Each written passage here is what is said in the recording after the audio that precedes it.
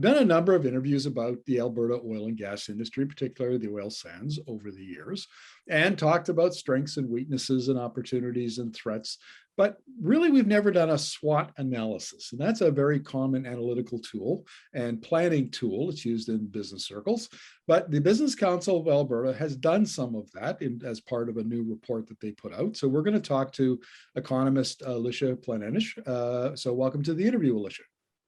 Thanks for having me. Well, we'll get to the SWOT analysis in a minute. Give us just a brief overview of this report, please.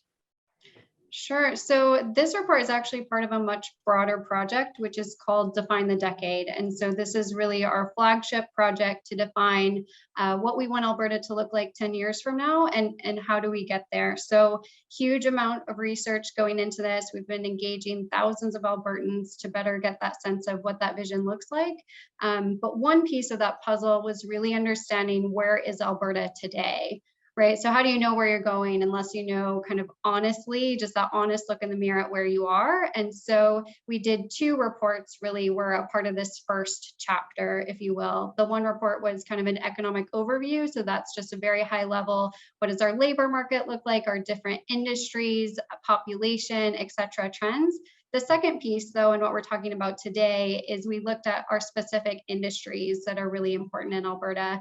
And we did kind of a snapshot of just their overall size and what are some trends over the last 5 years. And then we also did, as you mentioned, the SWOT analysis, which I think has been really helpful to just better understand where we stand. Well, let's talk about the strengths, so the S in SWOT. And I think this is one we think we all know pretty well. You know, Alberta's got huge oil reserves, primarily the oil sands. It's got this well-developed cluster of support industries. The industry spends, very innovative. There's a lot of innovation, new technology that comes out of it. What are some of the other strengths that come to mind for you in the oil and gas industry? Yeah, I think one that's not in there but comes out of the larger report is just the industry's resilience and its ability to transform. So the time period that we looked at was quite an interesting one. It was 2014 through 2019. So this is right after the oil price collapse. And what's interesting is you see just how much the industry transformed to be able to compete in a market with much lower benchmark WTI prices than it previously had, talking from 80s now down into the 50s where it can still be competitive. So I think another strength is just its productivity is what we call it in economics, but just the amount of value that the industry is able to produce with a relatively small workforce.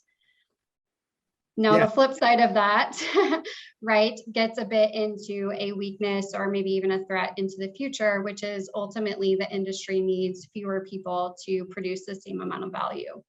Yeah, this is something that we've been reporting on since I did the first deep dive in early 2018 around energy work, which is that digitalization of the industry, automation, artificial intelligence, on and on, is increasing labor productivity to such a great extent in oil and gas that the industry can produce, increasing amounts. The supply can grow while the labor force actually shrinks. And I was looking at the Alberta numbers the other day. Oil and gas together in Alberta is like only 135,000 people now, and it used to be up over 200,000 not that long ago. Yeah, absolutely. It's a huge change in the number of people that the industry at least directly employs. And so, another thing that we looked at is looking to the future. Essentially, this is only going to increase, right? The automation at play, the cost containment to make the industry more and more productive. Just one caveat, I will say that this is certainly not particular to oil and gas, but I think it's most maybe obvious to us living in Alberta. I had an expert one time that I interviewed who said that oil and gas was really 20 years behind because manufacturing went through this in the 90s. Yeah, absolutely. I mean, one of the things looking at the manufacturing sector snapshot that we did is they're increasingly looking for folks, I typically think of manufacturing as physical jobs, right, with physical requirements. And more often than not, they're looking for folks who can work together with robots, right, who are doing the heavy lifting. So using AI, using data. So this is definitely a transformation that we're seeing across industries. Yes. Now, I want to skip across the W and the O, the weaknesses and opportunities, to get to the threats, because this is something that we'll get back to the other two in a minute. But the threats is, again, not something that's really appreciated. How future energy demand, basically the energy transition that we're going through on a global level.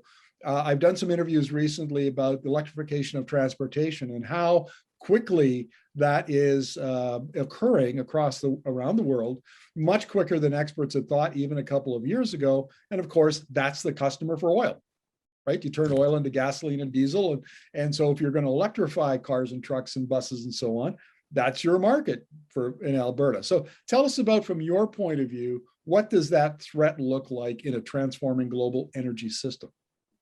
Yeah, so it's definitely a threat. I think, sorry, I lost my train of thought there.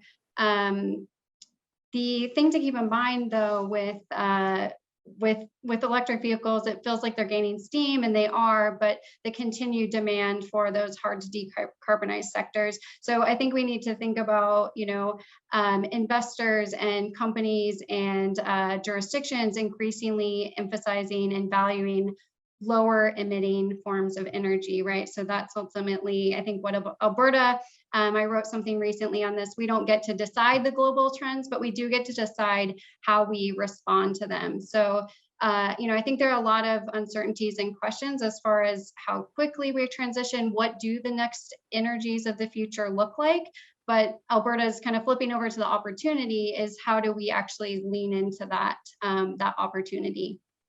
Yeah, that's a really good way to look at it, because while there are weaknesses in the industry, and high carbon intensity of a lot of the oil sands crude is definitely a weakness, and it becomes a threat when you look at things like cross-border carbon adjustments that the US is looking at. It's going to hit a high carbon intensity crude more so than it would a low carbon intensity crude. But there are so many opportunities associated with the energy transition that Alberta could be, and probably will be, taking advantage of. What are some of those opportunities? Yeah, I think one is, so much of our conversation tends to go with climate action around, traditional energy sources versus renewable energy sources. And instead, I think we're very much at a place where we need to think about both and, right? How do we lower emissions in our current oil and gas sector, which continues to have demand and will have demand into the future, but also how do we, lean into those opportunities of using carbon capture and storage more, leaning into hydrogen, geothermal, all these things that Alberta is really well equipped to lean into, because we have the skills, we have the assets, but we are going to get behind the ball if we don't really take bigger steps right now. Yeah, I think some of this that comes out of your analysis needs to find its way into the provincial conversation around energy and the economic future. We need to recognize that there are weaknesses and threats. There's nothing wrong with that, right? I mean, but then you say, okay, how are we going to address those? How are we going to mitigate risk? But then look at all these opportunities. How are we going to address those and put it into a strategy? Is that something that will come out of this report? Is a strategy to go forward so we can get people organized in Alberta? Absolutely. So this is really just, like I said, chapter 1. Chapter 2 will look a little bit more into those global trends and forces that we got into in our conversation a little bit. But really the final chapter, the actual report, is how do we lean into the world's challenges in a way that, it's not just about lowering emissions, it's about providing the world valuable energy sources in a way that is low carbon, right? Yes, I couldn't agree more. We argue this in columns and other pieces all the time, is that, this is a singular time in human history. We're going through an energy transition. We've been through this before. 100 years ago, Alberta farmers used horses and plows, and steam tractors. And then they went through a period of switching over to internal combustion engines for tractors and combines and trucks and so on. And in the space of about 30 years, was all done. And it was an entirely different agriculture industry, an entirely different economy in Alberta and other provinces. And now we're going through the same thing. Now we're going to switch from oil and gas and coal to electricity and hydrogen and other things. And how do we get that conversation started. And I think this report, Alicia, I think this is you guys are doing excellent work there in furthering that conversation. Oh yeah, thank you so much for saying that. Yeah. Well, look, thank you very much for your insights. Really appreciate this. And I have no doubt that we'll be back chatting about other aspects of the report as you get your work done. Look forward to it.